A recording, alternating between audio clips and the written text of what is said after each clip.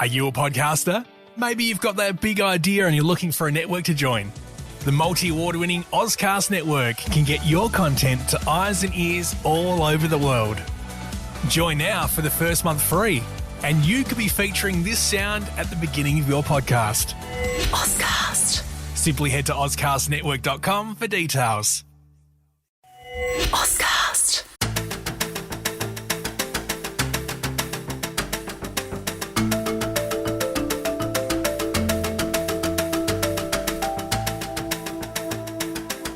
It can be lonely at the top. We all know what it's like to lead and own a business and wanting to scale, but finding yourself at a glass ceiling. That is where the power of collaboration and connection comes in. Hi, I'm Natasha Milani. I'm an expert at helping businesses and business owners harness the power of collaboration to connect, scale and grow. I am passionate about collaboration. I believe that no one executes alone. We all do better when we do it together. Welcome to this Power of Collaboration podcast. It's wonderful to have you here. I hope you have the inspiration and information you need to harness the power of collaboration to break through your glass ceiling. I'm really excited. Today we're talking to Kelly Jamieson of Edible Blooms. Welcome to you, Kelly. Thank you for having me, Natasha. I'm excited to have you here for a couple of reasons. It's great to see a female business owner and entrepreneur do well. But more importantly, I'm excited to have a conversation about your business. I've been a customer of Edible Blooms and I've given you feedback before. I think it's one of the best e-commerce platforms I've ever utilised from a customer experience. So kudos to you for that, and we might talk about that a bit more. Kelly, before we dive into all of this meaty conversation, let's just get some background from you. Where do you hail from? Tell us a bit about yourself. Oh, thank you. So I'm very proudly a South Australian girl. So I grew up on a farm in South Australia. So my parents were farmers. I had a father who was a farmer and a mother who was a school teacher. So business was pretty foreign to me when I was finishing school. I was lucky enough to board for my secondary school in Adelaide, which was a great experience. And I guess that was probably my first experience with just having a really close group of friends, and they're still great friends of mine today. And we've all done really different things. But when I finished school, I kind of intended to go to university like everyone does when they finish school. And I was actually offered a job when I finished school and offered to sponsor my study. So I actually never went to university full time, which is kind of a different route to a lot of other young people finishing school, and perhaps maybe more common now. You see a lot more of those graduate programs and taking school leavers and having workplace experience and studying part-time. But when I did that in 1995, it wasn't overly common. So I started my marketing degree and spent 6 years to get my degree rather than the normal 3, and took a couple of years break and then went straight into my MBA studies at Uni of Adelaide. So by the time I got to my late 20s, I'd had lots of work experience and study experience. So it was kind of like a different path to get there. And in that time, I'd worked in the UK. I worked for magazines in the UK in marketing roles, and I came back home to Adelaide, and I actually ended up in professional services, which was a really interesting space to work in from a marketing perspective, especially after coming from publishing. And then I decided to start my own business. So I was in my late 20s and decided that I'd start researching what that might look like. And it was always probably a goal of mine. I'm a Virgo, for anyone that follows star signs. Incredibly organised. I'm a great planner, like to have a 10-year roadmap out in front of me. And so it was always on that roadmap that I'd start my own business. And so when I was 26, I went to a consulting role for the professional services firm that I was working for, and I'd moved to Brisbane. So I was actually working for the national network. It was the largest legal firm in the country at the time. And I went to 4 days a week, and I used the 1 day a week that I had by freeing up some time to research what was next. And so at that time I looked at buying a franchise business, because that was the days of Boost Juice just starting, and that was all the rage, if everyone remembers back then. So I looked at that kind of opportunity. I looked at buying an existing business. In fact, I even went through the offer process on buying a business and missed out. And I'm really grateful I did miss out on that opportunity. I think sometimes things work out for a reason. I even had a book idea at the time. The book idea I had was I think as a female in business, we put a lot of people up on pedestals and we think that there's no way we could achieve what they're doing. So I wanted to interview really successful women globally, but find out what the chink in their armour was, what made them not perfect. Because I think that's a fault of females, in that we put people on these pedestals and think there's no way I can do what they're doing. But if you can make that person more relatable, I think it inspires others to get to that place. And eventually I landed on this crazy idea of combining two of my loves, which was sending flowers and great food into this concept of edible blooms. And so literally from the time I had the first idea of edible blooms and started making fruit bouquets and taking them to dinner parties when I was living in Brisbane, to get people's feedback on what I should charge for it and if it was a viable product, within 3 months I'd opened the doors to edible blooms. So that was back in 2005. So we've just turned 16. So 16 years later, here I am still doing edible blooms, the longest job I've ever held. And we've got 7 locations, 130 staff, and we operate out of 3 countries. So it's been quite a journey, and it hasn't been a smooth ride the whole 16 years, but it's been the ride of my life so far. It's been really exciting, and I've met great people and learnt so much, and I'm still learning today. Well, that is just one hell of a story, and there's so much to talk about. I'm worried we might be here for 3 hours. I'll try and keep the next answer shorter. Sorry, Natasha. No. Please. I love hearing the story. And I think your book idea, hold that one. I think there's still a place for that. I love your comment about Virgos. I actually do know a lot of successful Virgo business people. Really? I hadn't really thought about that, but for those interested, you might want to delve into that story further. If you want to have children that are business people, plan accordingly. There's a tip for you right there. Now 16 years, you talk about the tremendous growth. I read that your first financial year, you reached $1 million turnover.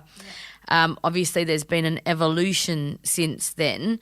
Can you just share with us some of that evolution? Because I'm sure what you did back then is possibly very different to what you do now. Actually, it's really interesting. Probably the first evolution in the Edible Blooms journey was, it was at the very start of .com and the boom of online sales, and it was very early back in 2005 in Australia. But when I was in the UK, I was working for a publishing company and we were rolling out the content online. It was Time Out magazine, and so I was part of that whole .com boom back in 2000 in the UK. So I'd had a bit of a taste of e-commerce, and I'd seen it done well and done badly, because that was a really big boom time, but there were some survivors of that early .com boom, and there were some big crash landings. So when I had the idea of Edible Blooms, and flowers and books were 2 of the early categories that people felt comfortable ordering, because they were sending things in places that they weren't. And so I wasn't sure whether Edible Blooms was going to be like a franchise type business model or whether it would be an e-commerce platform. So I had a really small budget, because I actually was using the money I'd saved for my first house and betting it on a new business idea. So it was all bootstrapped, self-funded. There wasn't investors. Now that landscape's changed, because now people have ideas and they get investment from the get-go, or they get an MVP up and then they get investment at an early stage. That just wasn't a thing back then. So it was sort of fund it and see how you go. And the banks didn't want to talk to me. I did try that early on, and they were like, you need 3 years trading history and all of these things. So you really just had to bootstrap it and be really careful on your spending to get things moving. And we had our first franchise inquiry from Tasmania 6 weeks after we opened the doors. So I had a website from the very beginning, which we built very cost effectively. I had Russian developers. I literally had a Russian developer called Sergei Smirnov, and I was up in the middle of the night talking. That is quite talking. an appropriate name, isn't it? It is a very appropriate name. And it was in that very early pioneering stage of e-commerce where you were building basic sites. So the functionality, I look back and I think, oh my gosh, why did people buy on that platform? The photography had been done in my lounge room with no lighting. It was very, very basic, but we had a really interesting concept. I think we put a lot of life around it, did a lot of PR in that early stage, because that was how we got to market. And look, it was a bit of a roller coaster ride in that, especially that first sort of 18 months. I literally had a theory at one point, because I'd never worked in retail before I started the business, and I thought that customers were ruled by lunar cycles. I could not work out why some days I'd get 20 orders and the next day I'd get 2. Like, it was a real roller coaster in that early stage. And in the first 12 months we opened from Brisbane, we opened our own stores in Adelaide, Sydney and Melbourne, and my sister joined me in the business soon after I started, and we still work together really well today. I love working with my sister. So we're still the 2 owners of Edible Blooms, and I've been married in that time, and my husband's now part of the business, which I love. So it's a really, honestly, I don't know where you want to start on, but there's lots of different things that I've learned along the way. But the big early on learning was we just saw online sales. We just saw more and more people ordering on the website rather than phone. And so we backed ourselves and said this is going to be an e-commerce platform, and we modelled the business accordingly. And I'm really grateful we did, because I think that had we have gone down that traditional franchise model, which was more popular at the time, I think we would have added a great deal of complexity to the business, and I think we may have got faster growth in the early stages, but I think it would have really flatlined and struggled. So as the listeners can see, there's a huge amount of depth that we can talk about here. I'd like to pick up your point around, and I hope this encourages many, that when you took that early risk, you went with a bit of gut instinct, you put the mortgage on the line, and I think that is the true sign of a great entrepreneur. You backed yourself. You determined that franchising wasn't the model, and there was an e-commerce growth, and that was probably, bode you well in the long term. Because we do think of starting a business differently these days. Seems to be more complexity to it a little bit. I agree. There were some things back then that were harder, like now if you're starting a website, there's all these apps that you can integrate that can do all this, that can get great functionality really quickly if you're in the e-commerce space. But there's so much more competition, and the cost of going digital is so much greater. So back then it was new, so I could buy clicks on Google for a few cents. Now you're looking at a few dollars for every click. So you really can't test and burn too quickly. And the other thing I'm really observing currently in e-commerce is the power of the brand. So it's really important to build a brand. So I'm really proud now that Edible Blooms, we have the most brand searches of any brand in the gifting market in Australia, and that's really important to us, and we nurture that and value that highly, because that means that people know us, they trust us, and we're not having to pay Google for every one of those clicks, because if we were, it'd be much harder to make a sustainable business long term. So building a brand is really important today, and I think that as we continue to grow, there'll be a lot more value on the importance of brand. There's a good tip right there, and it's very evident when you do search for corporate gifts or your industry sector that you're definitely the forefront of any search that I've ever done. We try. Thank you. I'll tell the team. They'll be very happy to hear that. Well, that's good feedback. We always like that. And I just want to quickly touch on two things. You're still a family business, and there's complexity with family businesses. Mm-hmm. And you've never done any sort of capital raise, equity, shareholding, which is, I think kudos to the organic growth that you've managed to achieve. Well, it hasn't always been easy. I think there's been plenty of times where I've thought, oh gosh, wouldn't it be amazing if we had a financial partner? It would make that next step of growth a lot easier. And we've certainly looked at it and been approached a number of times over the last 16 years, but there's a great simplicity in what we do now, because we get to make decisions very quickly, and I think agility is really important, and it's a word that's used a lot at the moment, but the ability to follow that instinct and make a decision but not have to go through a board process or a big approval process, because your greatest competitor is probably going to be a much smaller business than yours. So if you can't move quickly in today's business environment, I think that's a real challenge. So the simplicity of our business structure by remaining bootstrapped, I think that's a big advantage for us at the moment. So we're keen to hang on to that for as long as we can. I interviewed Anthony Kittle of Red Arc recently. We were talking about that podcast just before we started recording, and he talked about the R&D spend in his business. I'm just curious to know, in an e-commerce-based business, there's a lot changing at the moment. Social media, there's the Amazons that are making their way in, machine learning, AI. Can you just share what that landscape looks like and how do you continually invest and be on top of all of that? Well, we look at our website as our front of house, so it's the key channel for us, for customers to find us and have an experience with us. And I love that you like our current website, because it's terrible as a business owner. All you see are the things that are wrong with it, because you're always self-critical about what you need to do better. So it's really refreshing when you chat to a customer and they've had a great experience. And we get a lot of that, but we're in the process of actually re-platforming. So we're rebuilding our entire IT framework at the moment, which is a big investment. And when you're a business owner, that's money that you're having to just balance and making sure that everything's moving in and out as it needs to be. But I'm really excited. So we're putting in some really great new user experience features. It's going live in January and we're rolling it out globally. So it'll roll out in New Zealand, Australia and the UK. It is, for us, probably our biggest investment piece is always around technology and our systems and also our people. So because we make our products fresh every day, and that's why we've ended up with this store network with one in every capital city, because we work with fresh fruit, now work with cheese, we work with fresh donuts. There's all these delicious things, but they have to be delivered fresh. So our people are a really important part of our business, and it's probably been one of the complex parts of the business that we've grown organically, in that we've always had team members in multiple locations. And I really envy anyone else that has a business and they have their whole team in one spot, because managing business cultures becomes so much more complex and more layers when you're working across multiple sites. So one day it would be a dream I could get everyone together in a room together. It'd be amazing, but the business has to keep operating. So that's just it's a dream of mine.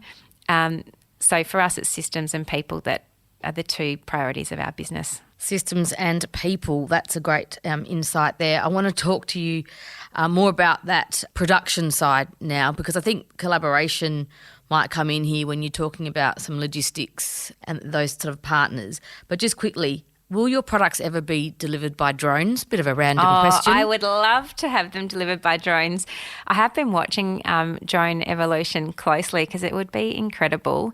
I've seen obviously Amazon are really invested in that development piece as well. So it would be amazing, because just the control we would have over end-to-end delivery would be excellent. And imagine that experience of having it flown and landing on your doorstep. It'd be just amazing. So I hope that's the case. I mean, even driverless cars, and then let it beep and you go outside and get your parcel out of a car. There's so many different things that could happen from a logistics perspective. And Australia's a really interesting market to look at from a logistics perspective, because when we look at Australia versus any other country in the world, it's hot.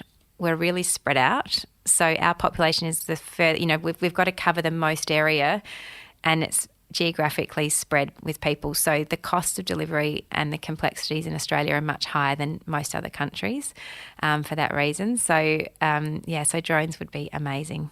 There certainly is. It certainly is a fascinating concept. And as you say, Amazon is trialling it. And there's a few suppliers that are emerging here locally in the marketplace. If anyone's listening and they want to trial with us, I'm all ears. Well, there you go. We'll put the word out. Amazon, what changes have they made to the marketplace that have helped, and maybe what's been challenging?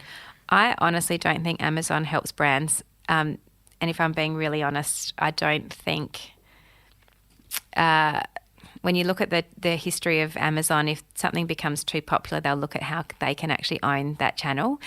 So it's a bit like our supermarkets, where we're seeing more and more home brands in supermarkets and less local brands. So I think Amazon's great because it's convenience and they've got logistics really well sorted. I've been watching them in Australia. We are not part of the Amazon network, and I don't want to be in Australia because, as I said earlier, brand's really important to us, and the part of brand that's really important to me is having a direct dialogue with my customers so that I actually can communicate new updates and give special offers and say thank you to customers and all of those things that make somebody a lifelong customer. If a customer's buying through Amazon, they're an Amazon customer, not a customer of Edible Blooms. So there's that two-step remove process. And I think it's something to be really aware of as a business owner, because it's a great way to get to market quickly and to get your products out if you've got a new product. But eventually, if you can stand alone and not have to rely on those distribution channels and go direct to your customer, that's the biggest win long term. So we're really we're playing the long game. So in Australia, we're not on Amazon. In the UK, we are. So we're a new entrant to the UK market. We need to educate our customers. So we are selling through Amazon, but it's so much harder because you just don't have control over that customer experience piece. And I have to say I don't love it. But it's a fascinating juggernaut. Globally, it's just incredible to watch a business like that and how it's grown from books to what it is today. But I guess I'm just watching carefully in Australia to see how it goes. Fair enough, and that is an interesting contrast there. I guess you assess what the cost of acquiring a customer is, and I guess that's also changed over the years with the growth of the competitive marketplace online. Yeah, I agree, and I think we're really interested in the data around customer lifetime value. So, over the course of 3 or 4 years, a customer's value to us is much higher than just one transaction. So, and I guess, you can look at, I think if you're really clever with using channels like Amazon, you can use them as an acquisition channel and then hopefully they'll come directly back to you next time. But the convenience of things like Amazon Prime and all of those things that give you free delivery, people love Amazon for that reason, and they've done a great job with their customer experience when you buy with Amazon. So it's just one of those things. I just think you miss out on that dialogue too, the direct feedback from customers that helps you improve your business. And I think that's something probably that we've done reasonably well without blowing our trumpet, but we listen to customers. So when we get feedback, we have a process on how we share that with our team. So the store that dispatches it sees the feedback from a customer, whether it's good, bad, indifferent.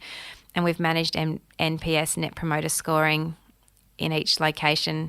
We've been doing that for about 8 years now, and we track trends and how our stores are going. So we have a score, generally it sits around 80 for NPS, which is pretty high. So, and we nurture that and try to keep getting that higher and higher all the time. I was going to ask you about NPS. What are the key metrics in addition to NPS that you're measuring relating to customers in the business? NPS is our main score that we have from every store. So we measure, and every month a report goes out across the company how each location's performed and how we've performed overall as a business. And there's usually some dialogue around what the reasons for the scores were and congratulating stores that have done particularly well. They really love that feedback because they love to know how they're performing, which is great. And then we really step back and look at how we can improve that overall. So the other metrics we look at from customers, we're always really interested in how many people are ordering same day, how many people are ordering overnight, and how many people are ordering in advance. So we offer up to a 2 to 3 hour turnaround on products in capital cities, which is pretty quick. But we're seeing consumers want everything now. That's a big change we're seeing across consumers. I'm trying to think of other metrics that we use. I think, NPS is that's our one that we hold to most account. You mentioned that sort of life cycle of a customer. What's the key metrics there? Retention? That's a dollar value. So we look at, we do it on a value of a customer and a dollar perspective, but then we can easily break that down into how many average orders that is. So how many times people are coming back. And so customer lifetime value is a key metric for us. And I think that's really, from a customer perspective, NPS captures so much. It's actually a really good one, particularly if we also have a process with our NPS that if anyone gives us a score of 6 or below, we contact them. So they get a call from us. So we're really quite on the front foot, because the thing you have to remember when you're in e-commerce is if you don't loop out a customer, they'll go straight to social media. So years gone by, in 2005, if something went wrong with the delivery, if it was a really extreme case, they'd be like, I'll take you to the ombudsman or what is it called? There was an old system. Anyway, but now the big threat for any e-commerce brand today is really, I'll put a review on social media. Like it's such a big thing. So I think for all businesses, you've just got to open up your feedback channels and be ready to actually follow through as quickly as you can. It's really important. For our listeners, just a quick turnaround of your delivery. In case any of you listening, if you forget someone's birthday, I don't know, I've never done this before, but Edible Blooms do deliver very quickly and they'll never know that you forgot. So just a little hot tip there. Thanks, Natasha. That's awesome. Very true. And actually, it is one of those things we're seeing at the moment, just so many just because and thank yous. Like that's the big, it's really nice. People are becoming really thoughtful of each other. That's what I've seen as the outcome of COVID. That is very nice to hear.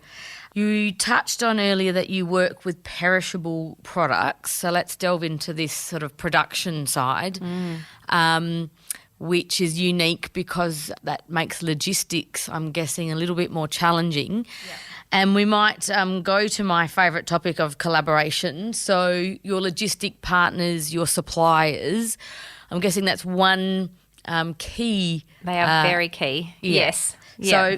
So share with us about what success looked like with those type of partnerships.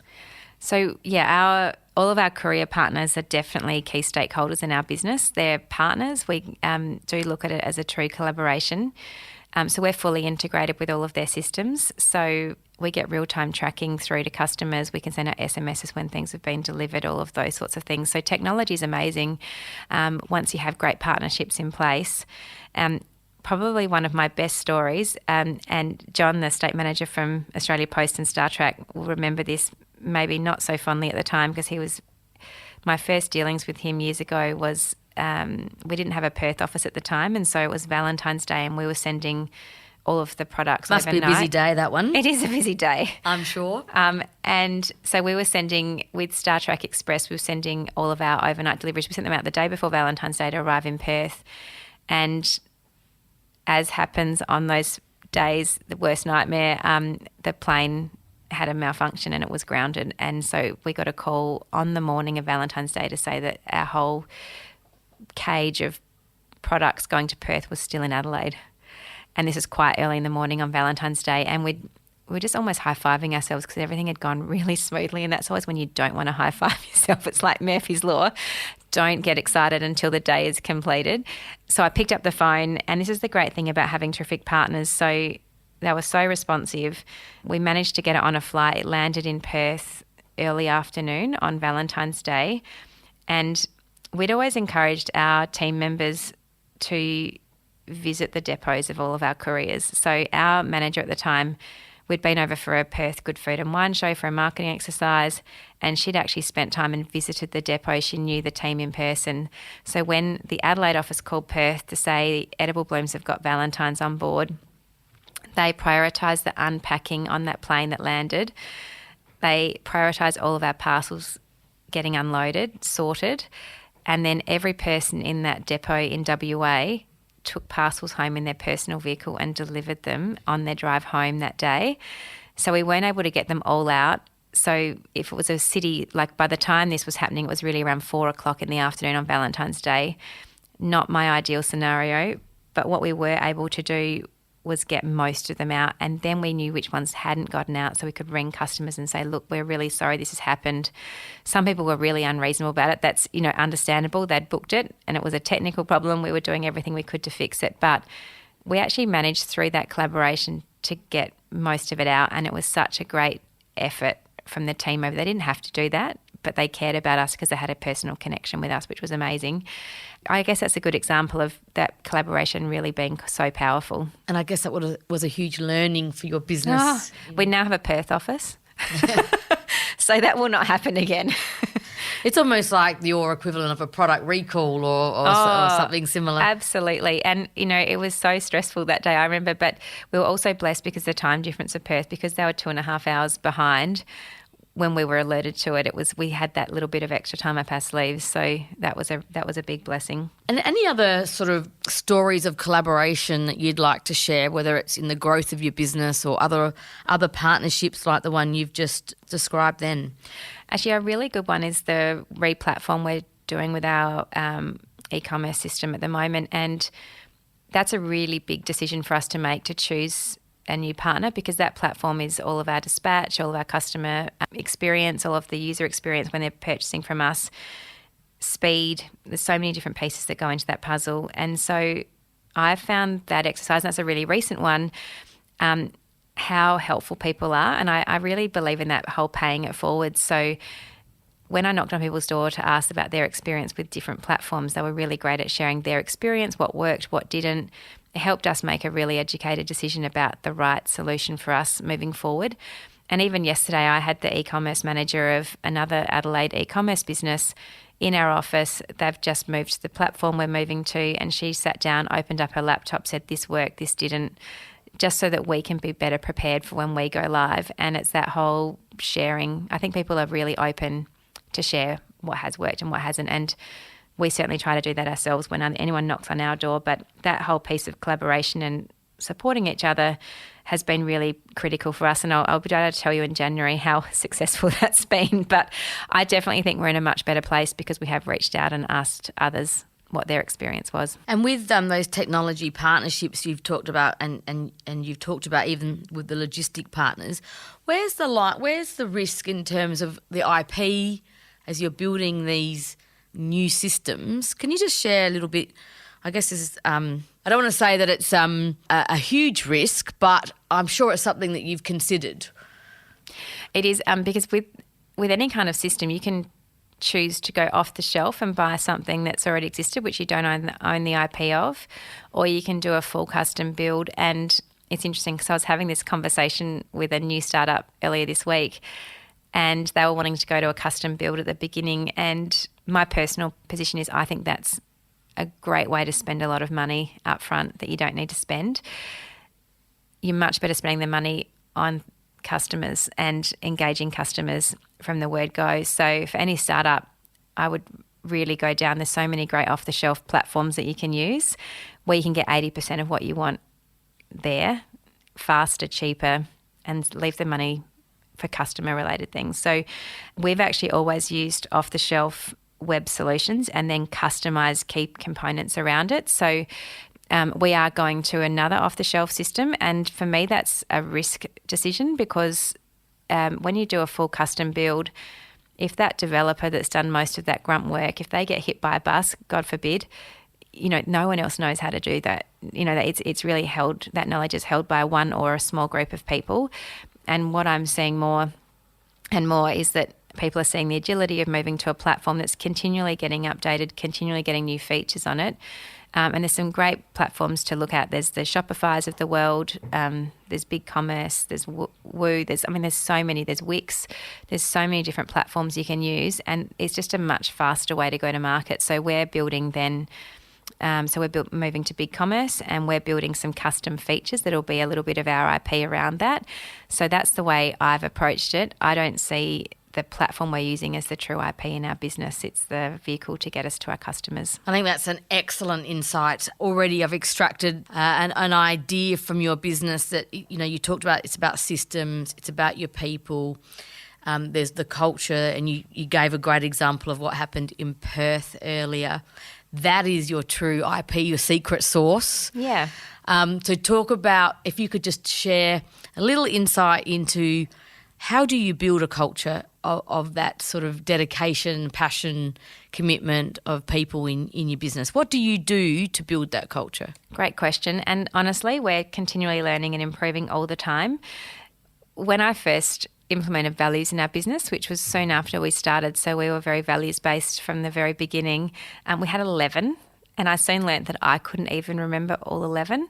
So we reduced it down to 5, and we now have 3. So it's really important to actually make it simple. So I think the key to a great culture is making their core values just really simple so that you can remember and retain them at any time.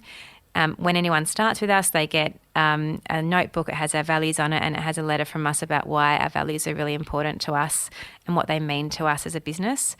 And we've developed that into behaviours of what a good behaviour is and what a bad behaviour is. So I think equally in any business culture, you've got to be equally defined about what is a great culture and what's not, and what that means for you. Because if you don't have the boundaries of what isn't okay, it's really hard to performance manage team members as well if they're not doing the right thing and they're not fitting with company culture. So, and we've seen in the 16 years of business how impactful one bad egg can be in a business. And, you can have the best culture and you can have someone, and if you don't act on it and make quick decisions, how quickly it can unwind. And we see that because we have lots of different locations, and that's one of our challenges, is because we're not physically there every day, we're trying to work out some better indicators of how we can get more early indicators if things are starting to unravel a little bit in a location, because that is our biggest challenge.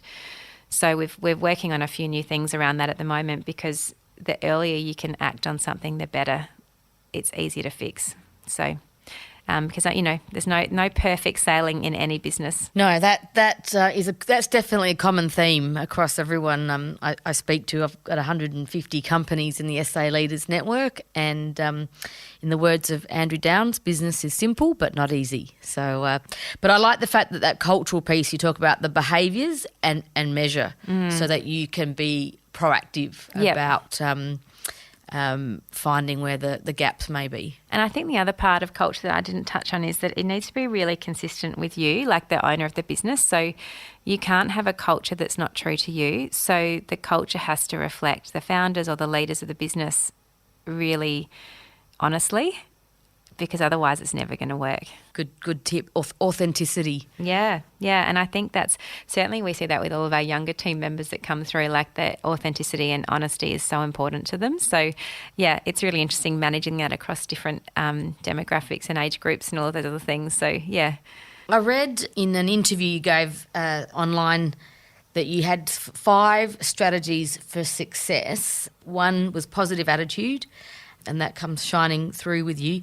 2, I've loved this one, the 90% rule. Oh, yeah, that's one of my favourites. So I just think that I'll get you to talk about that in a second. 3, being kind, and I use the word generosity I think is really important. 4 is focus on the future, which has been evident you've done that.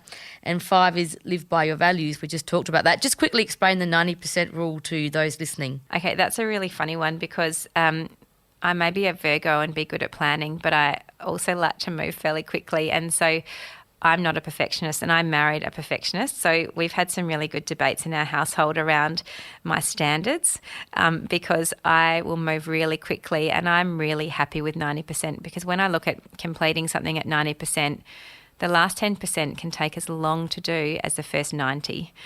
And anyone, it doesn't matter what you do, if you want to be really pedantic and get to perfection, that last 10% will take you a long time to get there. And meanwhile, someone else has completed the 90% and moved on, and they've done 3 other tasks in the time that you've actually just finished one.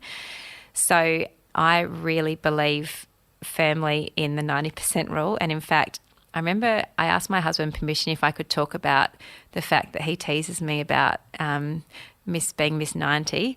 And I said, I'm just doing this talk. Can I mention that? And he said, well, actually, really, I think that's pretty generous. You might want to go with 50. So we have some quite fun debates about my lack of perfection compared to his.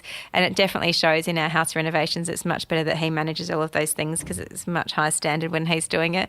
But I really do believe in that, just getting things done and moving. And I think in today's business environment, we don't have time to do 100%. And if we do, we're going to be left behind. So I don't know if anyone ever does 100%, but I think it's a great rule. And going back on your, I think it's actually being happy with it. Don't you think it's that thing of accepting, just getting it done is really important? Absolutely. Yeah. Is it what the old saying? Bird in the hand is better than 2 in the bush. I like that. So, but I think also when you're talking about your book, you talked about the book. I think sometimes. For women, maybe it's that we do seek perfectionism. Yeah. That maybe that's part of our nature. But going back to your strategies for success, I just want to touch before we wind up here, and I just think there's so much great learning here. Strategy. Your point 4 was focus on the future. How do you do that in the business? I think a lot of business owners put a lot of complexity around strategy, or they think it needs to be complex. But I'd like this podcast to showcase that it can be quite simple. Yes. And that there's a formula almost that builds successful strategy. Can you just share your strategic planning process and how you go about that? So we aim to have a plan on a page, so just a 1-page summary of what our objectives are. Once upon a time, we used to look a lot further out than we do now. So I really only look at 1 year in advance at the moment in detail. Definitely we've got a North Star of where we're heading long term, but I'm really only interested in our strategic planning with the team is, okay, this is where we're heading. Let's focus on the next 12 months. And we've seen that in the last 2 years with COVID. No one can anticipate what's ahead. So I think what I'm seeing in strategy is a much more focus on the shorter what's happening, how we're responding to the market, how we're listening to our customers. And the other thing that was interesting, I went through a interesting program recently on strategic planning that actually Anthony Kittle organised. And it was really great. We had some businesses in South Australia who actually shared their strategic planning. It's a really great thing to share with others because getting to that one-page template, because I remember as soon as I saw this opportunity to be part of this workshop, I jumped in on it because finding the right template and layout is really important. And the particular case study we were looking at was really looking at how important organic growth is. We all talk about doing all these new things and new bells and whistles and new markets and all of these sorts of things. But in actual fact, the most growth any business can get in the next 12 months is most likely from organic. So it's making sure when you are putting that plan together that you put enough time to make sure that that organic growth is being supported as well as new markets and those big picture type things. But we've certainly put our strategic plan currently more on a grassroots level organic focus, and that's probably where we're seeing the best results. Thank you. And I love that, yes, learning and sharing from one another. Super important. That's what SA Leaders is all about. So that's a great way to the final words of this podcast. So I'm so grateful with what you shared with the listeners today. It's been a great insight. It's a fascinating business from my eyes, and I just commend you on all the success that you've achieved. Oh, thanks, Natasha. It's been great to chat today. Thanks for having me. At SA Leaders, we're all about collaboration and community. If you're curious to know more about how we help businesses and leaders just like you scale and grow beyond their glass ceilings, then visit our website at www.saleaders.com.au. And please don't forget to subscribe, share this podcast with your network, and write a review if you really enjoyed it. This has been an Audiosity production. I'm Natasha Milani, and I look forward to chatting with you next time. Happy connecting.